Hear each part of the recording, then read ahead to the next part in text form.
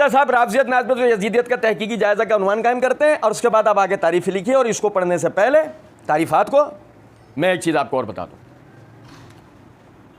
हम अपनी नाकिस बसीरत की बुनियाद पर यह बात कहते हैं। नाकिस बसीरत इसलिए कह रहा हूँ कि मैं मिर्ज़ा साहब की तरह भड़के मारने का आदी, शेखियाँ बगारने का आदी नहीं हूँ, मैं एक निरे तालिब इल्म। तो मैं अपनी नाकिस बसीरत की बुनियाद पर बात कहता हूँ कि यह पम्फलेट और यह इस जैसे जितने पम्फलेट्स हैं मिर्ज़ा जी के लिखे हुए नहीं है। मिर्ज़ा जी इस तरह की तहरीर नहीं कर सकते। अब अगर मिसाल के तौर पर मिर्ज़ा जी या मिर्ज़ा जी के हवारियों में से कोई शख्स भी इस बात का दावेदार है कि हाँ मिर्ज़ा जी ही का तहरीर करदा ये पम्फलेट है और इस जैसे जितने पम्फलेट्स हैं वो मिर्ज़ा जी के तहरीर करदा हैं, आप यकीन करें हम मिर्ज़ा जी के हाथ पर बेयत करने को तैयार हैं, अपनी तमाम बातों से रुजू करने को तैयार हैं, अपनी तमाम तर जवाबात और वीडियोस मिटा देने को तैयार हैं। मिर्ज़ा जी हमारे सामने बैठ के मिन व अन इसको लिख कर दे दें, हमारे सामने बैठ जाएं, हम कुछ नहीं बोलेंगे, ये पम्फलेट हाथ में रखेंगे सारे, जू का तू मिर्ज़ा जी इसको लिख कर दिखा दें, दोनों पम्फलेट्स। गो अगर मिर्ज़ा जी इसको ना लिख पाएं, जैसे कि नहीं लिख पाएंगे इंशाल्लाह, तो हम जो बात कहते हैं कि असल मसला यह है कि मिर्ज़ा जी डिक्टेशन लेते हैं, ये पसे पर्दा कोई और तबका है, कुछ और लोग हैं, यही वजह है। आप देखें मिर्ज़ा जी जो कि ख़ुद को आइकन कहते हैं और हर चीज़ अपनी तरफ मंसूब करते हैं, बल्कि यहाँ तक कि पिछले दिनों मिर्ज़ा जी की वीडियोस लोगों ने अपने प्राइवेट चैनल्स बनाकर जब उस पर अपलोड करके पैसे कमाना शुरू करे, मिर्ज़ा जी नाराज़ हो गए और मिर्ज़ा जी ने उसके ऊपर कॉपीराइट एक्ट का मसला और जी वो स्ट्राइक मारने का मसला, और मिर्ज़ा जी ने बड़े गुस्से में आके वीडियो बना दी थी। वही मिर्ज़ा जी जब इस पम्फलेट को शाया करते हैं तो नीचे लिखते हैं अद्दाई इलल खैर नौजवाना ने अहले सुन्नत इस्लामाबाद पाकिस्तान www.ahlesunnatpak.com। क्यों मिर्ज़ा जी ने यहाँ या नीचे या कहीं भी अपना नाम क्यों दर्ज नहीं किया, अगर ये उनके अपने लिखे हुए हैं तो? कुछ बात आ रही है समझ? बहरहाल हम तो धोती सबकी फाड़ेंगे, किसी एक को भी नहीं छोड़ेंगे इंशाल्लाह। अच्छा जी, अब आगे मिर्ज़ा जी तारीफ बयान कर रहे हैं, जरा भाई सुने जरा बात को। राफजियत, काले पसे मंजर पर वाइट कलर का लिखा हुआ राफजियत, काले पसे मंजर पे वाइट कलर का लिखा हुआ नाज़बियत।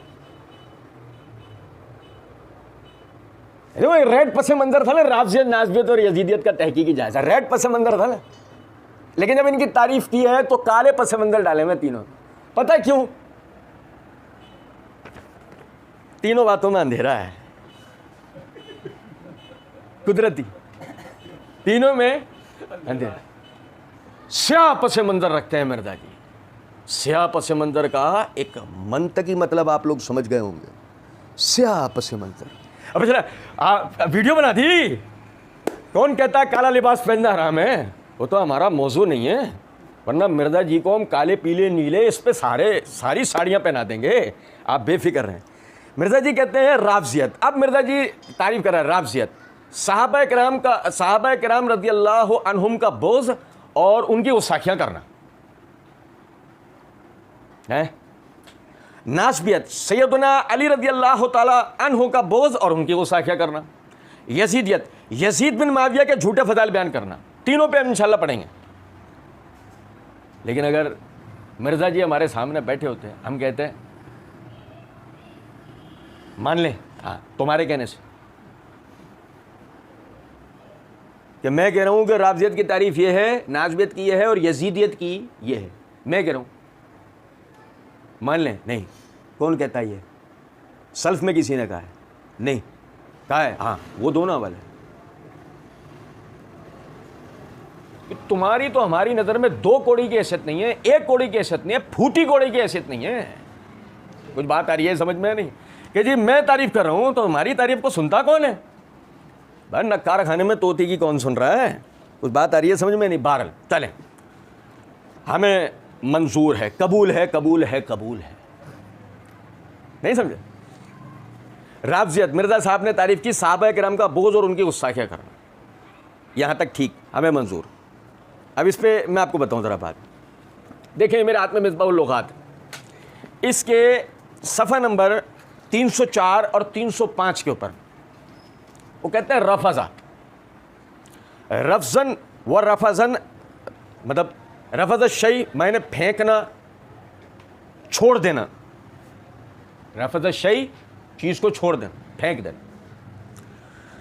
सफ़ा नंबर 305 पे कहते हैं अर्राफिज़ा जंग वगैरह में अपने कायद व रहनुमा को छोड़ देने वाली जमात। जंग वगैरह में अपने कायद को छोड़ दे, अपने कायद या रहनुमा को छोड़ देने वाली जमात को कहते हैं लुगतन राफिज़ा। ये रफ़ज़ शै से मश्तक है, मैंने छोड़ देना, फेंक देना। ठीक है, अब समझें राबजी इस्तिलाह, ये राबजी की तारीफ क्या है, मैंने समझ लिया हमने। ये मेरे हाथ में तलबीस इबलीस है, इब्नुल जौज़ी रहमतुल्लाह अलैह। कौन इब्नुल जौज़ी? मसला 157 पार्ट 2 में मिर्ज़ा इंजीनियर जहां इनका नाम लेते हैं तो कहते हैं मुहद्दिस इब्नुल जौज़ी। वो इब्नुल जौज़ी तलबीस इबलीस सफ़ा 154 के ऊपर कहते हैं कि रवाफिज़ में से एक फ़िरका यह एतकाद रखता है कि अबू बकर उमर काफिर थे, नाउज़ुबिल्लाह मिन ज़ालिक। बाद ने कहा कि नहीं, बल्कि बाद रसूलुल्लाह सल्लल्लाहु अलैहि वसल्लम के मुर्तद हो गए थे। और बाद रवाफिज़ का एक कौल है कि थोड़ा अली के सबसे बेजारी ज़रूरी है। हमें सही रिवायत ये पहुंची है कि शिया ने ज़ैद बिन अली से दरख्वास्त की कि आप इन लोगों से बेजारी करें जिन्होंने अली रज़ी अल्लाह तआला अन्हु की करामत की मुखालफत की, वरना हम आप से रफ्स इख्तियार करेंगे, हम आपको छोड़ देंगे। आपने इससे इनकार कर दिया। ज़ैद बिन अली रहमतुल्लाह अलैह उन्होंने इससे इनकार कर दिया, तो शियों ने आपको छोड़ दिया। इसलिए इस ग्रोह का नाम राफिज़ा हुआ, इसलिए इस ग्रोह का नाम राफिज़ा पड़ा, यानी छोड़ देना। समझे हैं बात को या नहीं? और इब्नुल जौज़ी रहमतुल्लाह अलैह कहते हैं ये सही रिवायत है। ठीक है, अच्छा जी। फिर इसी तरह देखें, ये मेरे हाथ में किताबुल मिलल वन नहाल है, अल्लामा शाहरिस्तानी रहमतुल्लाह अलैह। ये कुतुबुल फ़िरक़ के ऊपर, यानी यूँ समझ लें कि अहम किताबों में से एक है। इसके सफ़ा नंबर 230 के ऊपर कहते हैं कि कूफे के शियों ने ज़ैद बिन अली रज़ी अल्लाह तआला अन्हु की, यानी अबू बकर उमर रज़ी अल्लाह तआला अन्हु की अफजलियत पर बात सुनी, और उन्हें मालूम हो गया कि वो शेखैन से इजहार ला ताल्लुकी नहीं करेंगे, तबर्रा नहीं करेंगे, शेखैन अबू बकर व उमर। तो इन कूफे के शियों ने उनको छोड़ दिया। ठीक, यहां तक कि उन पर वो वक्त आ गया जो उनके लिए मुकद्दर था, यानी शहीद कर दिए गए। इसलिए ज़ैद बिन अली रहमतुल्लाह अलैह को छोड़ने वालों को राफिज़ा का नाम दिया गया। ज़ैद बिन अली रहमतुल्लाह अलैह को छोड़ देने वालों को राफिज़ा का नाम दिया गया। ये मेरे हाथ में गुनियतुत तालिबीन है, शेख अब्दुल कादिर जिलानी रहमतुल्लाह अलैह की। सफ़ा नंबर 180 के ऊपर वो कहते हैं राफजी की वजह तस्मिया ये है कि इन्होंने अक्सर सहाबा किराम रज़वानुल्लाह अलैहिम अजमईन से बेजारी का इज़हार किया और हज़रात अबू बकर सिद्दीक़ और उमर फ़ारूक की खिलाफत को तस्लीम नहीं किया। बाज़ लोगों ने राफजी की वजह तस्मिया ये बताई है कि जब ज़ैद बिन अली ने सैयदना अबू बकर सिद्दीक़ और सैयदना उमर रज़ी अल्लाह तआला अन्हुमा से मवद्दत का, यानी मोहब्बत का इज़हार किया और दोनों बुजुर्गों के साथ दोस्ती का एतराफ़ किया, तो इन लोगों ने सैयदना ज़ैद बिन अली को छोड़ दिया। सैयदना ज़ैद बिन अली रहमतुल्लाह अलैह ने फरमाया, इन लोगों ने मुझसे रफ्ज़ अख्तियार कर लिया है। उस दिन के बाद से इनको राफजी कहा जाने लगा। भाई मेरे, ठीक है, अच्छा जी। अब ये देखिएगा, ये मेरे हाथ में सी और एलाम नुबला है, इसकी जिल्द नंबर 6 का सफ़ा नंबर 218 है। इमाम ज़हाबी रहमतुल्लाह अलैह वो फरमाते हैं, फ़मन नतका फ़ीह बग़ज़्ज़ि व तनक्कुसिन व हुवा शैइन जल्दुन युअद्दब। इसमें 2 लफ्ज़ों के मैं मायने जानबूझ के नहीं पढ़ूँगा, भाई हमारे नाराज़ हो जाएंगे। अहले इल्म मेरी बात को बखूबी समझेंगे। जो शख्स भी नफ़रत और तनकीस के पहलू के साथ सहाबा किराम के लिए ज़बान खोले, वो शियत की तरफ माइल है। जल्द युअद्दब, मैं इसके जानबूझ के मायने नहीं कर रहा हूँ, ये हज़रात अहले इल्म कर लें, या मैंने इबारत बता दी हज़रात अहले इल्म से इसके आप मायने खुद करा लें, मैं नहीं कर सकता। ये इमाम ज़हाबी रहमतुल्लाह अलैह का अपना मौक़िफ़ है। व इन तरक्का इला शेखैन बिज़म्मिन फहुव राफ़ज़ियुन ख़बीस, और जो शेखैन का जिक्र बाकायदा मजम्मत के साथ करे, यानी उनकी मजम्मत करे अबू बकर उमर की खुसूसियत के साथ, फहुव राफ़ज़ियुन ख़बीस, वो ख़बीस राफ़ज़ी है, वो ख़बीस राफ़ज़ी है। ठीक है, अच्छा जी, ये भी इबारत आगे हम नाज़मी की बहस में पढ़ेंगे, समझिएगा ज़रा बात। अच्छा जी, फिर ये फतहुल बारी का मुकदमा हदीस सारी, हाफिज़ इब्न हजर रहमतुल्लाह अलैह ये मुकदमा सफ़ा 437 के ऊपर कहते हैं, फमन कदमहु अला अबी बकर व उमर फहुव गालिन फतशय्यउ व युतलक़ु अलैहि राफ़ज़ियुन, जो शख्स भी सैयदना अली बिन अबी तालिब रज़ियल्लाहु तआला अन्हु को अबू बकर व उमर से मुकद्दम करे और इस हवाले से गुलूफ़ करे, वो यानी तशय्युअ की तरफ राग़िब है। और बाज़ ने इस पर इतलाक़ राफ़ज़ी का किया है, बाज़ ने इस पर इतलाक़ राफ़ज़ी का किया है। अच्छा जी,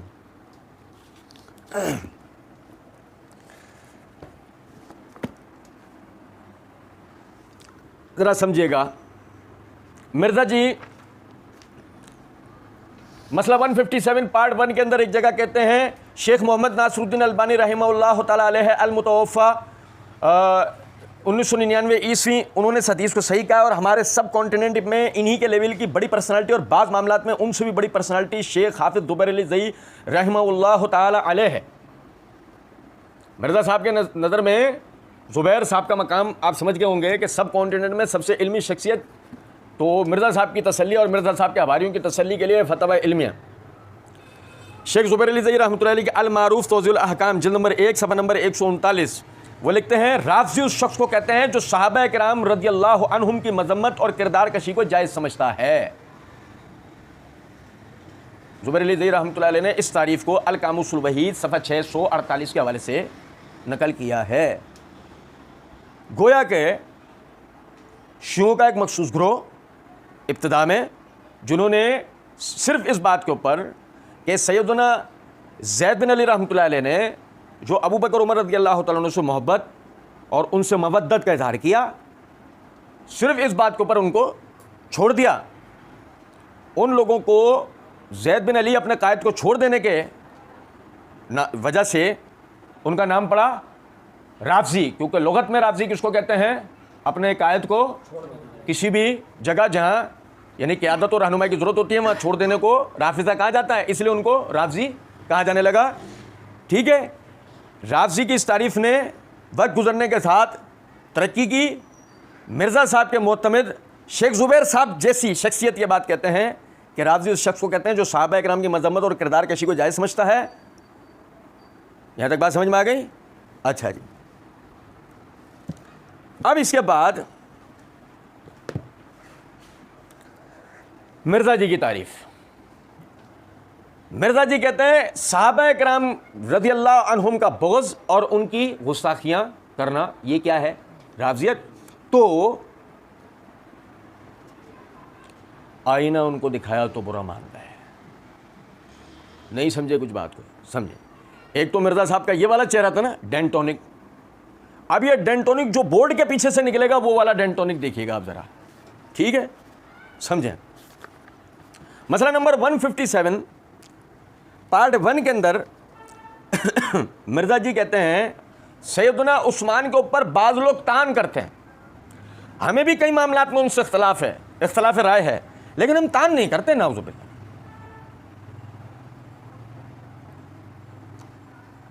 अमीरुल मोमिनीन सैयदना अली बिन अबी तालिब से इख्तलाफ करने वाला मिर्ज़ा जी की ज़बान में पता क्या होता है? पार्ट 1 में मिर्ज़ा जी एक जगह कहते हैं अलैकुम बिसुन्नती के तहत ये तो है ही कि अलैकुम बिसुन्नती ये तो है ही खुलफा राशिदीन के मुखालिफिन के बारे में कि खुलफा राशिदीन के मुखालिफिन बिदअत पे होंगे। मुखालिफ कहते हैं इख्तलाफ राय करने वाले को हैं। अब मिर्ज़ा जी कहते हैं कि हमें सैयदना उस्मान खलीफा राशिद से इख्तलाफ राय है। कुछ बात आ रही है समझ में या नहीं? तब मिर्ज़ा जी क्या हुए? अच्छा, कौन से वाले बिदअती? जो कि गुस्ताख है सहाबा हैं। अच्छा, फिर उसके बाद मिर्ज़ा जी पार्ट 2 के अंदर एक जगह पर कहते हैं आप करोड़ों माविया ले आएँ, एक हज़रत उमर के बराबर नहीं है। मैं तो रज़ी अल्लाह तआला अन्हु ही कहता हूँ, दुआ खैरी करता हूँ सबके लिए, क्योंकि मैं उनको सहाबी मानता हूँ। मैं माविया रज़ी अल्लाह तआला अन्हु को सहाबी मानता हूँ। मैं उनको नाउज़ुबिल्लाह मुनाफिक नहीं मानता राफ़िज़ियों की तरह। ठीक है। अच्छा, आगे देखें, ये मिर्ज़ा जी से ये बात समझ में आ गई ना कि माविया रज़ी अल्लाह तआला अन्हु को मैं सहाबी भी मानता हूँ। अब मिर्ज़ा जी ने कहा साहब राफ़िज़ियत की तारीफ़ क्या है? सहाबा किराम का बुग़्ज़ और उनकी गुस्ताखियाँ करना। ठीक। अब मिर्ज़ा जी पार्ट 2 के अंदर ही दूसरे मकाम पे कहते हैं अगर अगर हज़रत माविया रज़ी अल्लाह तआला अन्हु की गलतियों को हम गलतियाँ नहीं कहेंगे तो हम हक और बातिल, गलत और सही के मेयार को खतरे में डाल देंगे। सैयदना माविया की गलतियां बयान करना ही हक है। कुछ बात आ रही है समझ में मिर्ज़ा जी की नज़र में? वो उससे भी छोड़ें, आगे चलें।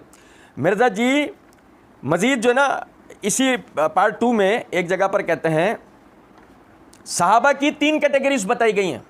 एक जो शुरू में ईमान लिया है, दूसरे पक्के मुनाफिक, तीसरे मिले जुले अमाल करने वाले। और खुद ही फिर मिले जुले अमाल की तारीफ चंद जुमलों के बाद की है। मिले जुले अमाल यानी अच्छे बुरे अमाल। सहाबा में मुनाफिक, सहाबा में अच्छे और बुरे अमाल करने वाले लोग। पता नहीं गुस्ताखी किस बला का नाम है, नहीं समझे कुछ बात को। अच्छा जी, फिर मिर्ज़ा जी कहते हैं इसी पार्ट में एक जगह कत्ले अम्मार के बाद यह बात डिफाइन हो चुकी है कि माविया की गलती इज्तिहादी नहीं है, बल्कि यह हठ धर्मी पे मबनी गलती है। यह हठ धर्मी पे मबनी गलती है, क्योंकि अगर इज्तिहादी थी तो उस वक्त तक ठीक है। इस बेचारा माविया रज़ी अल्लाह तआला अन्हु, इस बेचारे को पता नहीं चला जब उसको कत्ले अम्मार के बाद के बागी जमात कत्ल करेगी। उनको भी हदीस पता है, अमर बिन आस भी सुना रहे हैं। अब तो यह कर लेते ना कि मेरी अब तो तौबा कर लेते ना कि मेरी जमात बागी है। माविया को तौबा करवा रहा है। माविया बेचारा है, माविया ने हठ धर्मी की। ये कौन से हैं? हाथी वाले दांत। ठीक है, लेकिन कम से कम एक बात तो इंशाल्लाह साबित हो गई, सहाबा किराम राफ़िज़ियत क्या है? सहाबा किराम का बुग़्ज़ और उनकी चलो छोड़ो। मिर्ज़ा साहब को सारे हवाले जात माफ़ है। ये वाला लो, ये वाला लेना। पार्ट 2 में मिर्ज़ा जी चोचो एक जगह कहते हैं हज़रत उमर की गलती मैंने बताई है, मैं हज़रत अली की भी बता देता हूँ। सही बुखारी में आता है उन्होंने मुर्तदीन को जिंदा जलवा दिया था। लो जी, मौला अली भी गलती कर रहे हैं। अरे कुछ बात समझो। हाँ, यहाँ आकर मिर्ज़ा जी और मिर्ज़ा जी के हवारियों को एकदम से दिमाग के अंदर वो मुनाजरे का जो एक हाल कहते नहीं, वो जो चीज़ फ्यूज़ हो रही होती है तो एक शॉक सा आता है। चीज़ कोई भी फ्यूज़ हो रही होती है इलेक्ट्रिसिटी की, हल्का सा शॉक आता है ना, तो वो शॉक एकदम आए। ओके, नहीं वो आप समझें कि वो जो है ना मतलब यानी कि वो तो वो जो उनसे गलती हुई, सहाबा किराम को गलतियों से पाक थोड़ी थे। क्या आपको सहाबा को गलतियों से पाक समझते हैं? हम कहते हैं चोचो ऐसे नहीं खेलो, तुमसे खेला नहीं जाएगा। मसला ये है कि सहाबा किराम रिज़वानुल्लाह अलैहिम अजमईन गलतियों से पाक नहीं है, मगर हम आज से नहीं, पहले दिन से ये बात कहते हैं, बेबांगे दोहल कहते हैं और चैलेंज दे के बोलते हैं कि सहाबा किराम रिज़वानुल्लाह अलैहिम अजमईन की जिन इग़लात का जिक्र किया जाता है, 2 हाल में से किसी एक हाल से खाली नहीं है। पहला कि उन इग़लात को बताने के लिए जो आप रिवायात व तारीख़ी वाक़यात पढ़ते हैं वो ज़ईफ़, मतरूक या कज़्ज़ाब और दज्जाल किस्म के रुवात से मनकूल होती हैं, नंबर 1। नंबर 2, वो रिवायात सही होती हैं, उनमें सहाबा की कोई गलत नहीं होती, लेकिन आप उनके मायने मफ़हूम को ऐसे बिगाड़ कर पेश करते हैं जिससे लगता ऐसा है कि उनसे वो गलत हुई हैं। जैसे ही उनको सही तरीके से बयान कर दिया जाता है, तस्वीर को सीधा करके दिखाया जाता है, सामने वाले को आपकी हकीकत का अंदाज़ा बखूबी हो जाता है। ठीक है। अच्छा जी, सहाबा किराम का बुग़्ज़ और उनकी गुस्ताखी करना क्या है? राफ़िज़ियत। और देखिए ज़रा बात को, मिर्ज़ा जी से गुस्ताखी साबित होने के नतीजे में मिर्ज़ा जी की अपनी राफ़िज़ियत साबित हो गई। अब मिर्ज़ा जी आगे कहते हैं नासबियत। स्याह बैकग्राउंड के उन्वान पर, स्याह बैकग्राउंड, काले बैकग्राउंड पर वाइट नासबियत।